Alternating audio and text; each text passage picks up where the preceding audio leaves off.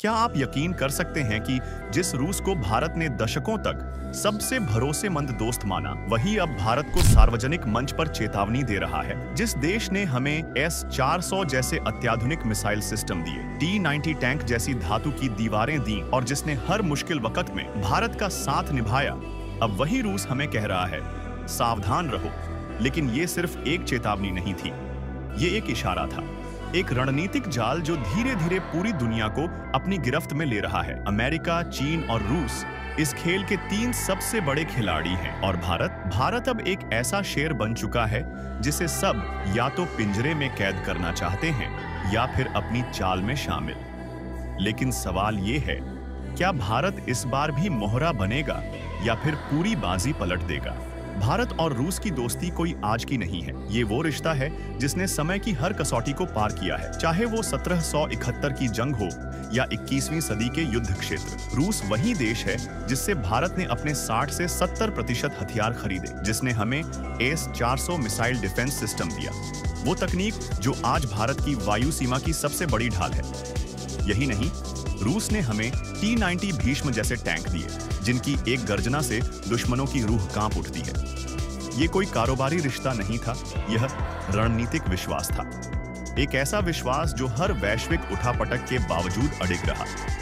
भारत और रूस एक दूसरे के लिए सिर्फ साझेदार नहीं, बल्कि साझी ताकत थे। और जब पूरी दुनिया भारत को पश्चिमी खेमे में धकेलना चाहती थी, तब भी रूस ने कभी पीठ नहीं दिखाई। फिर ऐसा क्या हुआ कि अब वही रूस भारत को चेतावनी देने लगा? जब रूस के विदेश मंत्री ने हाल ही में एक सार्वजनिक बयान में भारत को सतर्क रहने की सलाह दी, तो हर कोई चौंक गया। यह कोई आम बयान नहीं था, यह एक रणनीतिक चेतावनी थी जो केवल भारत के लिए नहीं, बल्कि अमेरिका और चीन जैसे महाबली देशों के लिए भी एक गहरी गूंज थी। रूस ने कहा कि अमेरिका आज एशिया में वही पुरानी फूट डालो और राज करो वाली चाल दोबारा खेल रहा है। लेकिन इस बार शिकार कोई छोटा देश नहीं, बल्कि भारत और चीन जैसे एशियाई दिग्गज है। रूस मानता है कि अमेरिका जानबूझकर भारत और चीन के बीच दूरी बढ़ा रहा है, ताकि दोनों की ऊर्जा आपसी लड़ाई में खप जाए और अमेरिका हथियार बेचता रहे, प्रभुत्व जमाता रहे। रूस की यह बात भारत के लिए एक सिग्नल है। अब समय सिर्फ दोस्ती निभाने का नहीं, बल्कि चालें समझने का है। इस पूरी कहानी की असली शुरुआत होती है पहलगाम में हुए आतंकी हमले से। एक ऐसा हमला जिसने सिर्फ मासूमों की जान नहीं ली, बल्कि भारत की रणनीतिक शांति को भी झकझोर कर रख दिया। जवाब में भारत ने ऑपरेशन सिंदूर के तहत आतंकियों को उनके ही अड्डों में घुसकर मार गिराया। लेकिन यहीं से शुरू हुई असली जंग, कागजों में नहीं, बल्कि कूटनीति की चालों में। पाकिस्तान ने रिटालिएट किया और हैरानी की बात यह नहीं थी कि चीन ने खुलकर पाकिस्तान का साथ दिया, बल्कि यह कि तुर्की और अजरबैजान जैसे देश भी उसके पीछे खड़े हो गए। लेकिन सारी निगाहें टिकी थीं बीजिंग पर, क्योंकि चीन अब केवल एक आर्थिक ताकत नहीं रहा, वो अब भारत के खिलाफ एक खुला रणनीतिक मोर्चा खोल रहा था। और यहीं से अमेरिका की चालें भी तेज हो गईं। अमेरिका ने अचानक चीन के खिलाफ लगाए गए 145% टैरिफ को घटाकर 30% तक ला दिया। क्यों? क्योंकि उसे लगने लगा कि भारत बहुत तेजी से उसकी जगह ले रहा है। और यहीं रूस की चेतावनी और भी गंभीर हो गई। उसने साफ कहा, भारत सावधान रहो, अमेरिका की मुस्कुराहट के पीछे चाल है।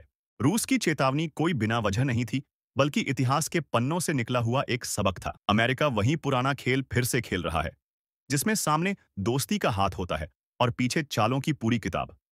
याद है जब ट्रंप ने भारत पाकिस्तान के बीच सीज फायर का श्रेय खुद लेने की कोशिश की थी, लेकिन जैसे ही मिडिल ईस्ट की यात्रा से लौटे, अपने ही बयान से पलट गए थे। यही है अमेरिका की असली पहचान, अनुमानों से परे और भरोसे से बाहर। अफगानिस्तान में यूएसएसआर को हराने के लिए अमेरिका ने आतंकवाद को बढ़ावा दिया।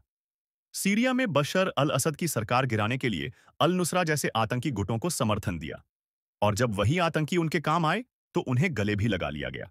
लेकिन जैसे ही रूस ने सीरिया से अपने सैनिक हटाए, वहां की सत्ता लड़खड़ा गई। यही है अमेरिका की रणनीति, राज करो, लेकिन टुकड़ों में बांटकर। अब अमेरिका भारत और चीन को भी उसी विभाजन की रणनीति में उलझाना चाहता है, क्योंकि जब जंग होती है तो हथियार बिकते हैं, और जब हथियार बिकते हैं तब अमेरिका की जीडीपी मुस्कुराती है। ट्रंप जब मिडिल ईस्ट पहुंचे थे, तो सऊदी, यूएई और कतर जैसे देशों को ईरान से डराकर $1 ट्रिलियन के हथियार थमा दिए थे। डर गढ़ा गया, दुश्मन गढ़े गए और फिर सौदे हुए। अब वही स्क्रिप्ट भारत और चीन के लिए लिखी जा रही है। अमेरिका की चालें अब कोई रहस्य नहीं रहीं।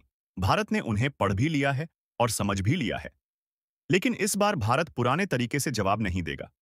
अब भारत सिर्फ एक मोहरा नहीं, बल्कि खुद एक शतरंज बन चुका है, जिस पर अमेरिका, चीन और रूस सबकी निगाहें टिकी हैं। भारत अब न सिर्फ तेजी से डिफेंस एक्सपोर्ट में आगे बढ़ रहा है, बल्कि ग्लोबल हथियार व्यापार में अपनी अलग पहचान बना रहा है। एक ऐसी पहचान जो अब ग्राहक की नहीं, निर्माता की है। आज से कुछ साल पहले तक भारत हथियारों का सबसे बड़ा खरीदार था, और अब वही भारत उन देशों में शामिल हो रहा है जिनसे बड़े और मंझोले देश रक्षा समझौते करना चाहेंगे। रूस ने भले ही चेतावनी दी हो, लेकिन असल में वो भारत को एक संकेत दे रहा है कि अमेरिका अब भारत को सिर्फ इस्तेमाल करना चाहता है और समय आने पर उसे अकेला छोड़ देगा। लेकिन भारत अब बदल चुका है। अब वो दोस्ती अपनी शर्तों पर करता है और दुश्मनी भी। यही समय है जब प्रधानमंत्री मोदी को वही दृढ़ता दिखानी होगी जो इंदिरा गांधी ने 1771 में दिखाई थी, जब उन्होंने अमेरिका की धमकियों को नजरअंदाज करके बांग्लादेश का भविष्य तय कर दिया था। अब दुनिया फिर एक बार दो ध्रुवों में बंट रही है, और भारत इस बार किसी के साथ नहीं, बल्कि अपने रास्ते पर आगे बढ़ रहा है। जब भारत, चीन और रूस एक साथ डी-डॉलराइजेशन की बात करते हैं, यानी डॉलर के बजाय अपनी करेंसी में व्यापार की योजना बनाते हैं, तो अमेरिका की नींद उड़ जाती है। क्योंकि अगर दुनिया डॉलर से हट गई, तो अमेरिका की ताकत खुद ब खुद ढह जाएगी। और यही वो सबसे बड़ा डर है जो अमेरिका को चैन से सोने नहीं देता। भारत ने जब इस दिशा में कदम बढ़ाया, तो अमेरिका ने तुरंत दबाव बनाना शुरू कर दिया। चेतावनियां दी गईं, रिश्तों में खटास डाली गई और कोशिश की गई कि भारत ब्रिक्स की दिशा से पीछे हटे। लेकिन अब वक्त बदल रहा है। रूस की चेतावनी भारत के लिए डर नहीं, बल्कि एक अवसर है, एक संकेत है कि अब भारत खुद को उस भूमिका में लाए जहां वो केवल हिस्सा नहीं बल्कि अगुवाई करे।